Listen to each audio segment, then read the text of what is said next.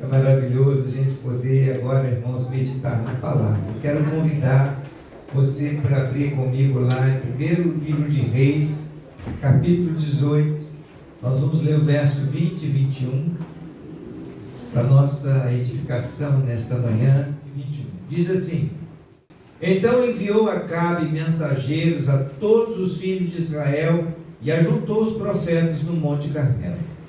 Então Elias se chegou a todo o povo e disse: Até quando cocheareis entre dois pensamentos? Se o Senhor é Deus, segui-o. Se é Baal, segui-o. Porém o povo nada lhe respondeu. Deus amado, nós louvamos o teu nome pela tua palavra, pela oportunidade que temos nesta hora de deixar o teu Espírito Santo falar ao nosso coração. Abençoa a nossa mente, abre o nosso entendimento, unge os meus lábios para que eu possa compartilhar aquilo que o Senhor tem para nossas vidas nesse dia. Nós oramos agradecidos em nome de Jesus. Amém, Senhor. Irmãos, essa semana eu tenho lido o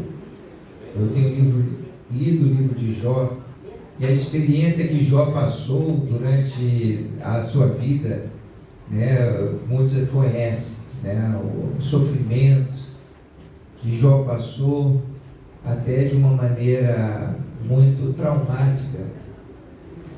E olhando para aquela situação que Jó passou, muitos até falam assim, né, ter paciência de Jó, porque no meio das dores, no meio das aflições, Jó teve que realmente esperar somente em Deus, teve que ter muita paciência.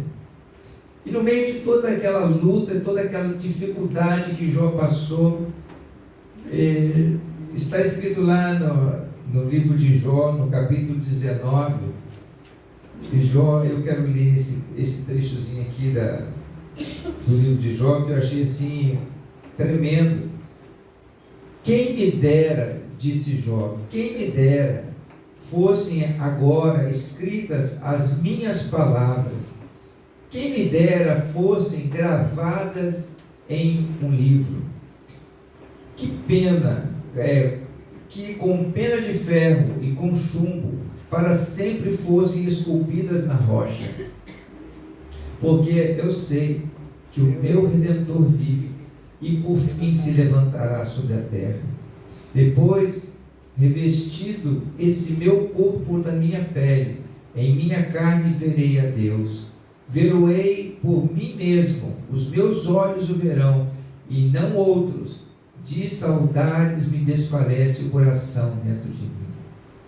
E no meio daquela aflição toda que Jó estava passando, ele diz assim: quem dera que essas palavras, que tudo isso está acontecendo comigo, fosse registrado num livro. E não é que foi? Não é que foram? As suas palavras foram registradas. Foi um dos primeiros livros da Bíblia, sabia?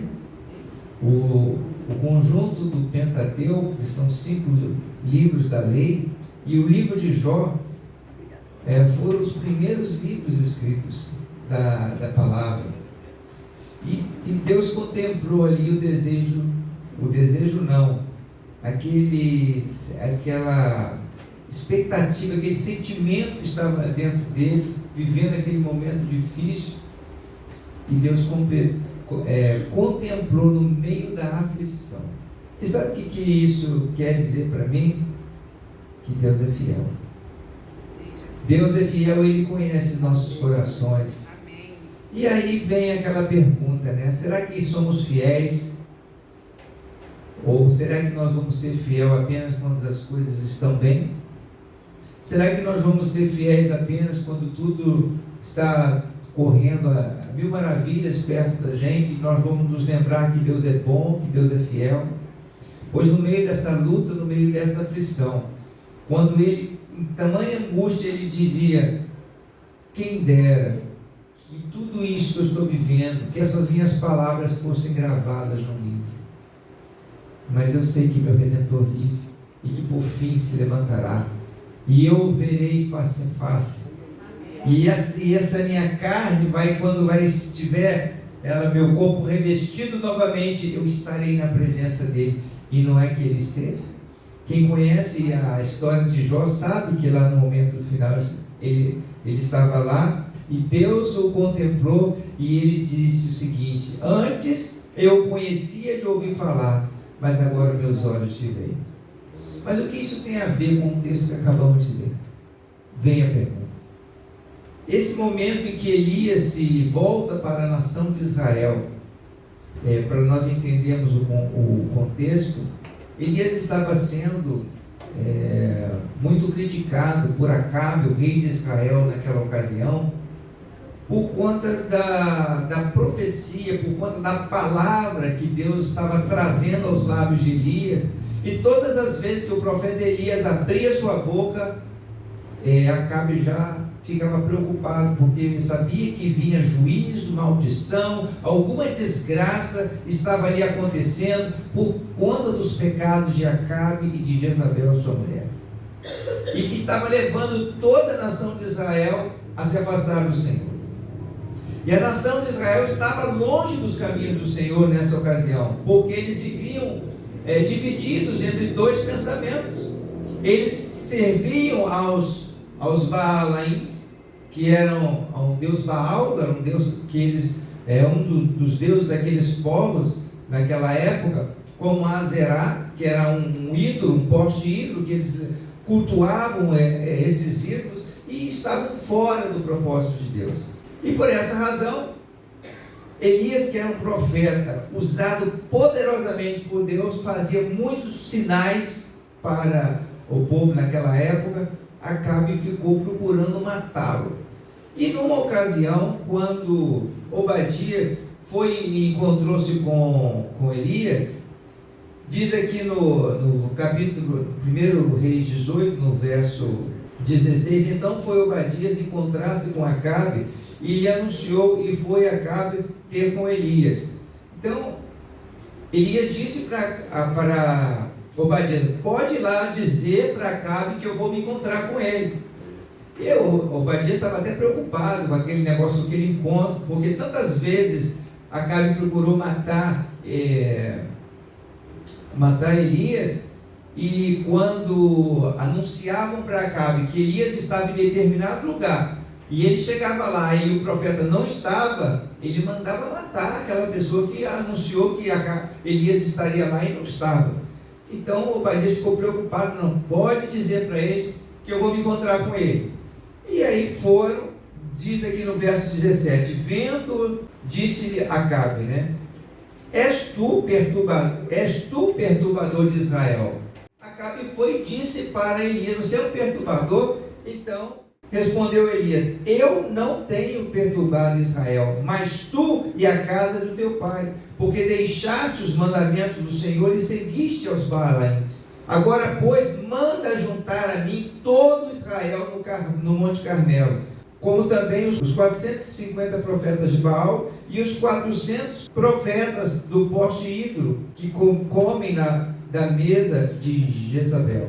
E naquele momento, quando reuniu todos esses profetas lá no Monte Carmelo, foi onde Elias disse então enviou Acabe os mensageiros, e aí Elias falou o seguinte: até quando cocheareis entre dois senhores? Até quando cocheareis entre dois senhores? E Elias fez aquela proposta, você faz o seguinte: traz aí um cordeiro para oferecer em sacrifício, um animal para oferecer em sacrifício, vocês vão clamar aos seus deuses, aos Baalaíns, a Zerá, e eu vou, e vocês vão colocar sobre uma pedra, sobre um altar, e vocês vão clamar para que esse Deus de vocês faça cair fogo sobre esse sacrifício. E do outro lado, eu também vou fazer a mesma coisa. Vocês vão trazer um animal para oferecer em sacrifício, e eu vou clamar ao Senhor, e aquele que responder com fogo, esse é o verdadeiro Deus de Israel. O povo ficou maravilhado, e todos nós, que pelo menos aqueles que conhecem a história de Elias e dos 450 profetas de Baal, sabe qual foi o resultado da história? Eles passaram o dia todo clamando, se cortando, se oferecendo em martírio, flagelando o seu corpo, e nada aconteceu. Mas quando Elias levantou a sua voz e orou ao Senhor, veio o fogo do céu e consumiu todo aquele poder aí. E o povo glorificou a Deus, dizendo o quê? Só o Senhor é Deus. Só o Senhor é Deus. Mas só o Senhor é Deus porque Ele fez fogo cair do céu? Só o Senhor é Deus porque Ele fez alguma manifestação extraordinária? O que aconteceu durante aqueles anos e aquela caminhada com o Senhor que os fizeram desviar dos propósitos de Deus? E é acochear entre dois pensamentos. Quando eu estava meditando sobre essa palavra, irmãos, quando eu estava pensando sobre isso daqui, cochear, diz aqui o texto: até quando cocheareis entre dois pensamentos? Se Deus é o Senhor, então serviu. Se são os Balaíns, Azerá, então serviu. O que vocês entendem por cochear? Arrastar-se. Cochear, se você se lembra de quê? De coxo, né? O coxo, né, fica se arrastando porque ele tem alguma dificuldade num dos membros do seu corpo e por isso ele tem dificuldade de andar. E assim é quando nós cogitamos ou ficamos entre dois pensamentos. Nós não temos um andar perfeito, nós temos um andar deficiente. Muitas pessoas às vezes pensam que estão andando com Deus, mas está cocheando, está mancando, não está andando adequadamente, não tem uma vida no altar do Senhor, e por esta razão está cocheando sim entre dois pensamentos, porque pensa que servir a Deus e servir as coisas do mundo está fazendo um bom trabalho, mas na verdade está mancando, está cocheando. E a Bíblia fala que os homens espirituais, as vidas que são espirituais, discernem todas as coisas e de ninguém é discernido. O que é isso? É que percebe, tem clarificado esse nosso andar. E quando você olha para muitas situações que nós hoje vivemos, para várias pessoas que estão perto da gente, você começa a observar: eu estou mancando, eu estou cocheando, eu estou me arrastando, tem alguma coisa que não está bem. E eu creio que Deus está falando no nosso coração nesta manhã para que a gente esteja atento, porque Ele é fiel e Ele é poderoso. E eu quero nesse momento enfatizar uma coisa aqui, irmãos, que é importantíssima diante de Deus, para que nós possamos andar de maneira correta, para que nós possamos andar de maneira ereta, para que nós possamos andar de maneira adequada, e não se arrastando, nem cocheando, nem se tropeçando. Nós precisamos ter um coração íntegro, um coração voltado completamente para Deus. Quando eu trouxe logo no início essa palavra sobre Jó, porque Jó, de acordo com as Escrituras, foi o homem que apresentou o maior nível de integridade que havia na sua época, de todas as pessoas que estavam sobre a terra. E aquela integridade que não foi apontada por homens, não foi apontada por instituições, não foi uma integridade apontada nem por si mesmo, mas foi uma integridade apontada pelo próprio Deus diante do diabo. Quando o diabo se apresentou diante do Senhor, Deus disse para Deus disse para o diabo: observaste meu servo Jó? Não tem homem íntegro como ele sobre a face da terra. E esse nível de integridade de Jó estava baseado numa experiência com Deus, um coração completamente dele. Jó era uma pessoa tão temente ao Senhor, que buscava ao Senhor diariamente, intercedia pelos seus filhos, orava pela sua família, oferecia sacrifícios, porque na época os costumes dos povos antigos, e principalmente lá dos povos semitas, e em particular dentro do povo hebreu, depois, né, na continuidade de Abraão, o sacrifício era algo que era oferecido diante de Deus para que houvesse remissão dos pecados, ou que houvesse remissão, mas que houvesse expiação, ou cobertura do pecado. Então Jó diz as escrituras que ele oferecia sacrifício pelos seus filhos, para que quando eles estivessem reunidos, se porventura cometesse alguma falha, cometesse algum erro, eles tivessem os seus corações guardados pelo Senhor, e eles fossem livres do mal. Então Jó tinha um coração voltado para Deus, dessa forma. E aí veio o diabo e falou assim, ele faz isso, ele tem um coração íntegro, porque o Senhor também dá tudo para ele, toca nos bens dele para ver se ele não vai blasfemar contra ti. Aí veio onde aconteceu todas aquelas desgraças que se sucedeu na vida de Jó. E mesmo no meio de tudo isso, Jó manifestou lá no auge da sua dor. A gente fica pensando assim, né? Jó sofreu na carne, porque ele ficou como um leproso. A Bíblia fala que ele tirava, por meio de cacos de barro, ele tirava pedaços da sua carne, que estava assim, todo em chagas. Ele perdeu a sua família, perdeu os seus filhos, ele perdeu os seus bens, o seu gado, a sua fazenda, e tudo aquilo que ao longo dos anos foi construído e que Deus o abençoou. Mas uma dor que, assim, talvez sejam essas dores que a gente passa são terríveis, mas a dor, eu acredito que uma dor ainda maior é quando aquela que chegam pessoas que se dizem amigas para trazer consolo e começam a acusar você de alguma coisa que você não fez. E no meio de toda aquela acusação, Jó dizia, quem dera que essas minhas palavras fossem registradas no livro, mas eu sei que meu Redentor vive, e por fim se levantará sobre a terra. Ele manteve a sua integridade. Sabe o que é integridade? Íntegro é ter o coração completo. Íntegro é ter o coração completamente de Deus, e não cogitando entre dois pensamentos. Hoje eu vou buscar Deus. Não, hoje estou afim muito de buscar o Senhor, não. Eu vou satisfazer um pouco da minha carne, depois eu peço perdão. Irmãos, a gente não imagina como Deus é bom, como Deus é fiel.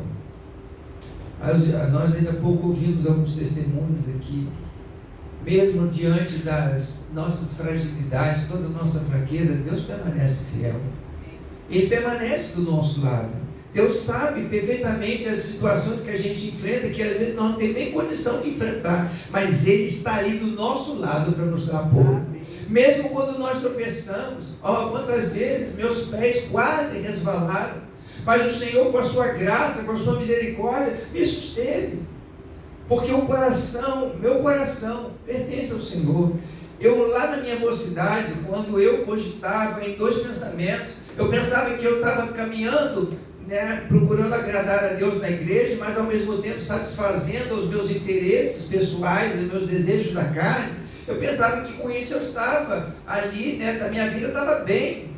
Às vezes a gente fica pensando que a nossa vida está bem quando a gente tem saúde. Às vezes nós ficamos pensando que está bem quando a gente tem dinheiro no bolso. A nossa vida está bem porque a gente tem uma família.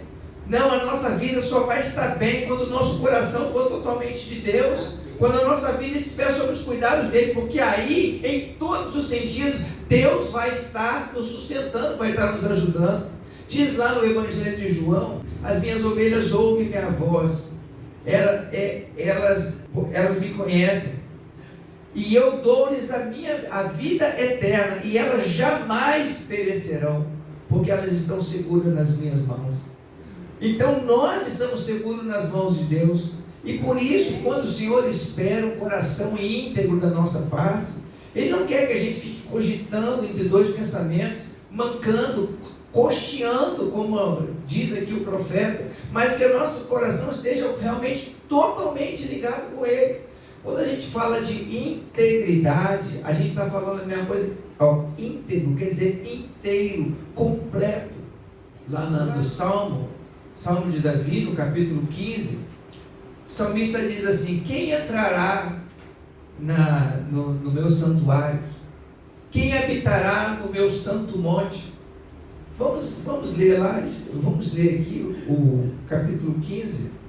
Aliás, o capítulo 15 todo, ele é uma bênção, porque ele fala aqui sobre essa vida, né, que Deus espera de cada um de nós. Olha só o que diz aqui a palavra. O Ivan colocou aqui para mim. Quem, Senhor, habitará no teu tabernáculo? Quem há de morar no teu santo monte? O que vive com integridade e pratica a justiça, e de coração fala a verdade. O que não difama com a sua língua, não faz mal ao próximo, nem lança injúria contra o teu vizinho. O que a seus olhos tem por desprezível ao réprobo. Réprobo é a mesma coisa daquela pessoa que se torna repreensível, uma pessoa que comete erro e é digna de uma repreensão. Então, o que a seus olhos tem por desprezível ao réprobo, mas honra os que temem ao Senhor. O que jura com dano próprio e não se retrata. O que não empresta o seu dinheiro com usura, ou seja, empresta querendo receber algo em troca muito maior do que aquilo que você está fazendo. Nem aceita suborno contra o inocente. Quem deste modo procede não será jamais abalado. Quem deste modo procede não será jamais abalado, não vai andar cocheando, não vai andar mancando, não vai andar vacilando. O Senhor, irmãos, tem o que o Senhor diz lá logo no início desse salmo, né?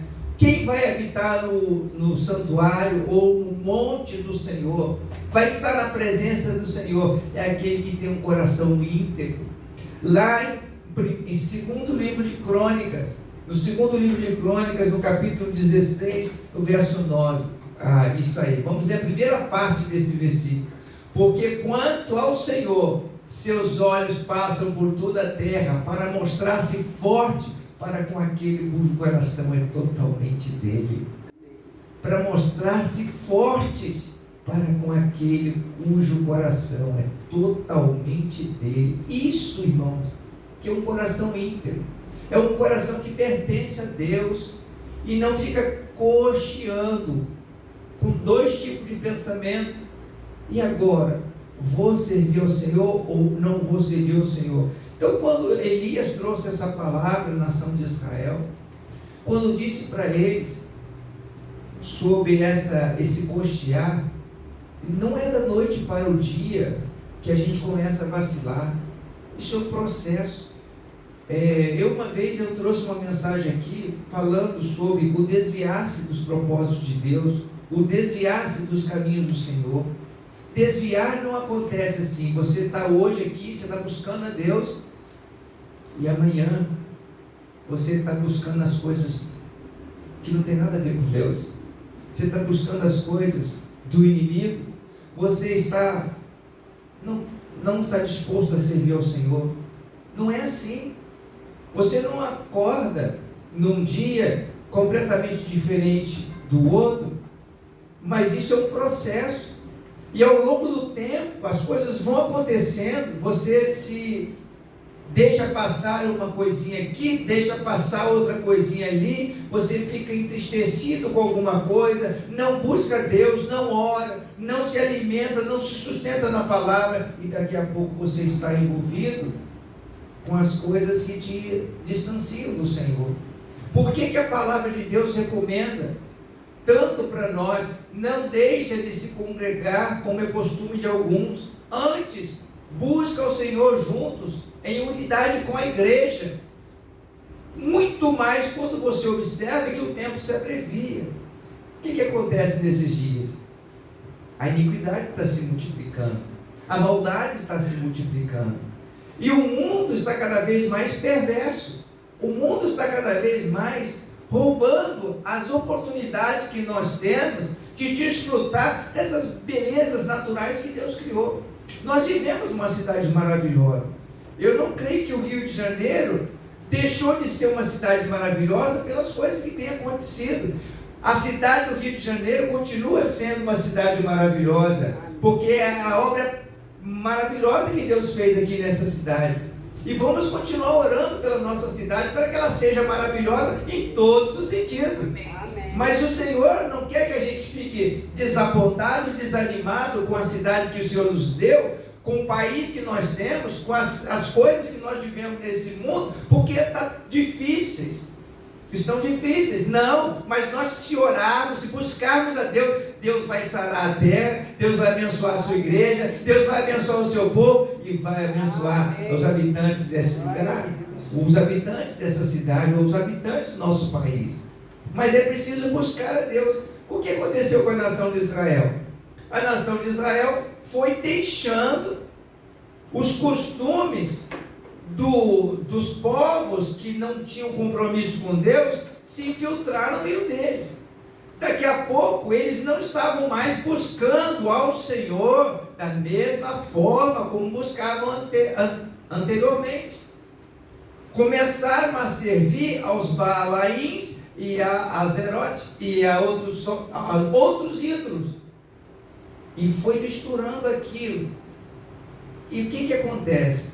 Quando eles foram se misturando com essas coisas e foram deixando de buscar a Deus, deixando de meditar na sua palavra, eles já estavam todos servindo ao inimigo, estavam todos servindo a outros deuses. E assim foi um processo, e cada vez mais eles estavam distantes do Senhor, até que entrou um rei, Acabe, cuja mulher, chamada Jezabel, muito conhecida, teve até uma novela aí que os irmãos viram, né, a novela aí sobre Jezabel, uma mulher terrível, que ela era adepta lá de Baal, e servia esses ídolos todos, e que trouxe uma influência terrível na vida do governante. E essa influência terrível na vida do governante levou a influenciar toda a nação de Israel. E assim vai as coisas acontecendo, pela influência de um aqui, a experiência de outro acolá, vai distanciando as pessoas do Senhor. E o que era necessário fazer? Era necessário retornar, era necessário firmar os passos e parar de cogitar entre dois pensamentos. Então eu quero fazer um convite a você aqui nessa manhã. Eu quero assim deixar que você observe as coisas que estão se passando na sua vida, ou que está se passando lá dentro do seu coração. No domingo passado, nós iniciamos a escola bíblica dominical apenas com a minha esposa e a irmã Maria Célia. O salmista diz assim: alegrei-me quando me disseram, vamos à casa do Senhor. Oh, irmãos, que tristeza invadiu meu coração, quando muitos aqui pediram para que nós fizéssemos a escola bíblica dominical. Muitos insistiram para que logo após a pandemia voltássemos à escola bíblica dominical. E muitos ainda pedem para que nós voltemos aos cultos aqui, os cultos presenciais, como voltamos os cultos presenciais. Hoje estamos na rede, estamos também no culto presencial. E onde está aquele ânimo, aquele desejo de buscar a Deus? Eu vou dizer uma coisa para a igreja, eu queria que você ouvisse isso com muita atenção. O desviar-se é um processo. É como a gente colocar uma rã dentro de uma panela de água e botar ela lá no fogo. A rã gosta de água, você já reparou nisso, né? Você bota ela lá no fogo, aquela água começa a aquecer. E ela diz assim, que coisinha gostosa, né? Essa água, você não vai botar uma panela de água, bota a rã lá dentro da panela de água e ela vai pular fora. Não. Se você botar lá dentro da panela fervente, é claro que você bota lá dentro, ela pula fora. Mas a água fria, colocada no fogo, aquela rã vai lá, né, desfrutando daquele calorzinho, daqui a pouco assim, que gostoso, essa água está morninha, até ela ficar cozida. E quando ela percebe, morre. Assim é um processo. O processo começa quando nós deixamos de buscar o Senhor e começamos a dar atenção a outros pensamentos. Eu não estou falando aqui, eu quero que vocês me entendam, não estou falando sobre especificamente da ausência na escola dominical, como foi o caso. Não foi a primeira vez. Não foi, isso que é o pior, não foi nem a primeira vez que isso aconteceu. E isso é apenas algo para nos chamar a atenção. A água está morna. E amanhã, onde é que você vai estar? A água está morna. Amanhã, aonde você vai estar? Ocorre na vida espiritual o seguinte: se nós nos alimentamos da palavra e nos fortalecemos em Deus, nós recebemos a vida que vem do Senhor. Porque o nosso coração é dele, nosso coração pertence ao Senhor. E isso vai enchendo a nossa alma, vai fortalecendo o nosso espírito, derramando sobre nós o poder e graça para nós enfrentarmos as situações difíceis que nós temos enfrentado. Irmãos, Deus é tão fiel, tão maravilhoso nas pequenas coisas. E eu creio que é isso que levou esse homem de Deus chamado Jó a ter um coração íntegro, mesmo diante das adversidades. Porque não foi, ele provou isso ao diabo, e Deus provou isso a Satanás, porque ele não estava servindo a Deus, o seu coração não era um coração íntegro à toa, o coração era realmente de Deus, porque quanto ao Senhor, ele vai se mostrar forte com aquele cujo coração é totalmente dele. Então eu vejo na vida de Jó, que é um homem que tinha um coração voltado para Deus, e por isso Deus o sustentou e o abençoou até o final, e no final ele viu a glória de Deus. Irmãos, eu quero terminar aqui contando assim uma rápida experiência para vocês do que eu experimentei essa semana. Como eu falei, eu estou fazendo uma pequena obra de pintura lá em casa. Eu não tenho assim nenhum talento diferente do que aqueles que muitas pessoas têm.